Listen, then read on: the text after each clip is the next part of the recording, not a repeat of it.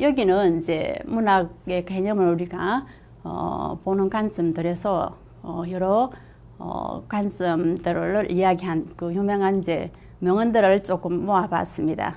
그 볼테르라는 사람은 문학은 육성의 그림이다라고 얘기를 했습니다.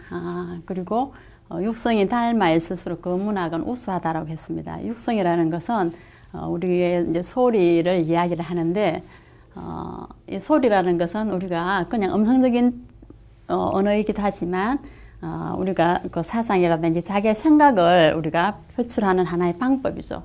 이제 그런 것들을 우리가 하나의 그림으로 나타낸다라고 얘기를 했습니다. 그래서 우리가 그 언어라는 것은 물론 순화를 시켜서도 우리가 얘기를 하지만 적극적으로 우리가 뇌에서 지시하는 대로 내뱉는 하나의 그 교이기도 합니다.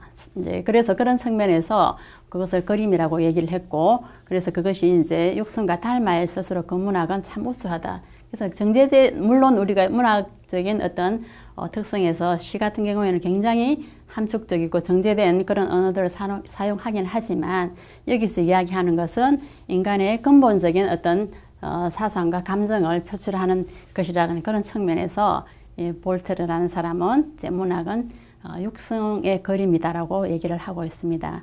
그리고 우리가 또 좀 잘 아는 이제 세르반테스라는 펜은 마음의 해다라고 했습니다. 그래서 어찌 보면 큰 맥락에서는 이 두 가지의 의미가 서로 많이 같다라고 얘기를 할 수가 있습니다. 펜은 마음의 해다. 굉장히 간결한 문장이지만 문학을 잘 표현한 그런 표현이라고 저는 생각을 합니다.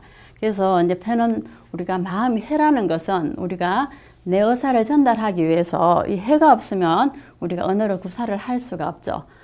그래서 그 우리의 마음을 나타내는 것이 펜이니까 이 펜은 우리가 소리를 내기 위해서 해의 동작이 필요하듯이 마음을 나타내기 위해서는 이 펜이 필요하기 때문에 펜은 해와 같은 어떤 그런 역할을 한다라는 그런 의미로 이야기를 하고 있습니다.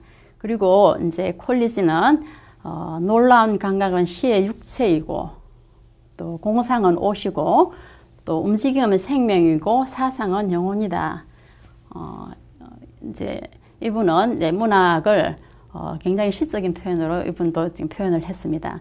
그래서 시는 하나의 육체, 우리 전체적인 그 몸을 나타내지만 공상은 옷이다라고 했습니다. 공상은 우리가 아까 상상력과 이제 같은 의미인데 상상력, 그래서 이 상상력을 우리가 육체를 덮는 하나의 이제 옷이라고 이제 그 생각을 했습니다. 그리고 이제 생명은 그 움직임이고 또 영혼은 하나의 이제 상상이다라고 얘기를 했는데 이런 것들이 다 혼합되어 가지고 우리가 문학을 구성하고 있다라는 이제 그런 표현을 했습니다. 그리고 이제 켈러라는 사람은 문학은 나의 유토피아다. 유토피아는 이상 우리가 세계를 이야기를 하죠.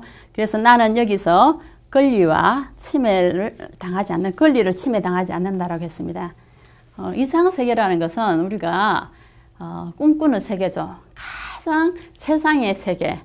그래서 우리가 누구나가 이 유토피아를 꿈꾸긴 하는데 그것을 우리가 현실에서 이루어내기는 굉장히 좀 힘든 것입니다. 그래서 우리가 그런 상상의 세계, 이상의 세계에서는 나의 권리가 침해받지 않기 때문에 굉장히 좋다라는 것입니다. 그래서 우리가 문학을 통해서 나의 감정이라든지 또 억압된 그런 감정들을 소통을 통해서 그 글이라는 것을 통해서 우리가 해소할 수도 있고 또 거기에서는 누구나가 너가 왜 그런 생각을 했어?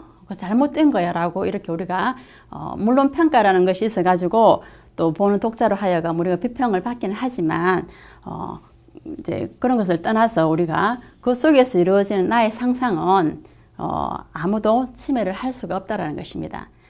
그래서 그런 의미에서 문학은 하나의 유토피아라고 얘기를 하고 있습니다.